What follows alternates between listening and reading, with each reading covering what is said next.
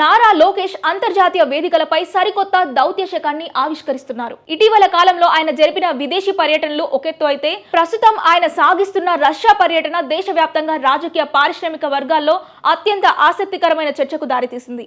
June 2 నుండి June 7 వరకు సాగుతున్న ఈ పర్యటనలో లోకేష్ తన పాత రాజకీయ లుక్ ను పక్కన పెట్టి అధునాతన కార్పొరేట్ శైలిలో ఒక టాప్ గ్లోబల్ ఎగ్జిక్యూటివ్ తరహాలో కనిపిస్తూ అందరినీ ఆశ్చర్యపరుస్తున్నారు. ప్రస్తుత అంతర్జాతీయ భౌగోళిక రాజకీయ పరిస్థితుల్లో రష్యాలో పర్యటించడం, అక్కడ పెట్టుబడుల సదస్సులో పాల్గొనడం అనేది సాధారణమైన విషయం కాదు. ప్రపంచవ్యాప్తంగా రష్యాపై ఉన్న ఆంక్షలు, వ్యూహాత్మక సవాళ్ల కారణంగా భారతదేశంలోని అనేక రాష్ట్రాల ముఖ్యమంత్రులు కానీ ప్రతినిధులు కానీ అక్కడికి వెళ్లేందుకు వెనకడుగు వేశారు. కానీ రష్యా భారత మిత్రదేశం, తగిన ప్రాధాన్యం ఇవ్వాల్సిందే.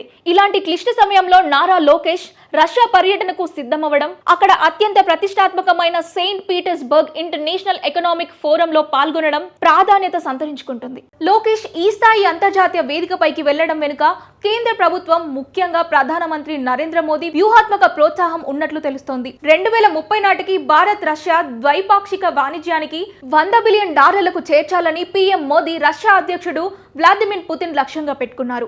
ఈ భారీ లక్ష్య సాధనలో నారా లోకేష్ పొటెన్షియాలిటీ, ఆయనకున్న గ్లోబల్ విజన్, వ్యాపార చర్చలను సులువుగా డీల్ చేయగల నైపుణ్యాన్ని గుర్తించిన కేంద్రం దౌత్యపరమైన ఈ క్లిష్టమైన బాధ్యతలను లోకేష్ కి అప్పగించినట్లు పొలిటికల్ సర్కిల్లో వినిపిస్తోంది. ఈ $100 బిలియన్ ట్రేడ్ టార్గెట్ లో ఆంధ్రప్రదేశ్ అత్యంత కీలక భాగస్వామి కాబోతుంది అని ప్రకటించడం దీనికి అర్థం పడుతోంది. లోకేష్ రష్యా టూర్ లో కేవలం వేదికలకే పరిమితం కాకుండా రష్యాలోని అగ్రశ్రేణి సాంకేతిక, ఆర్థిక సంస్థల అధినేతలతో నేరుగా 1-to-1 సమీక్షలు నిర్వహిస్తున్నారు. రష్యా బ్యాంకింగ్ దిగ్గజం స్పేర్ బ్యాంక్ యాజమాన్యంతో artificial intelligence, quantum computing, digital public infrastructure రంగాల్లో భాగస్వామ్యంపై చర్చలు జరిపారు. రష్యాలోని అతిపెద్ద సెమీకండక్టర్ల తయారీ సంస్థ అయిన ఎలిమెంట్ గ్రూప్ ప్రతినిధులతో సమావేశమై వైజాగ్, నెల్లూరు, శ్రీశైలంలో smart card chip assembly, robotics హబ్లను ఏర్పాటు చేయాల్సిందిగా ఆహ్వానించారు. రస్కిన్ గ్రూప్ తో చర్చలు జరిపి ఏపీలోని ఫార్మా హబ్లను, అవసరమైన రసాయన భాగాల సరఫరాను సముఖత వ్యక్తం చేసేలా ఒప్పించారు.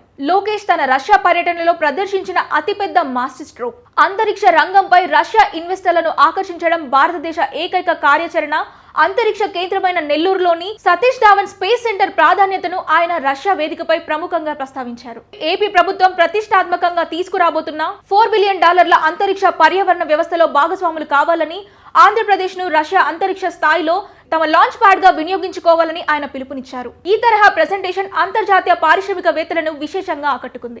గతంలో ఐటీ మంత్రిగా ఉన్నప్పటికంటే ఈ సెకండ్ ఇన్నింగ్స్ లో లోకేష్ రాజకీయ పరిణితి, దౌత్య నైపుణ్యాలు సరికొత్త శిఖరానికి చేరాయి.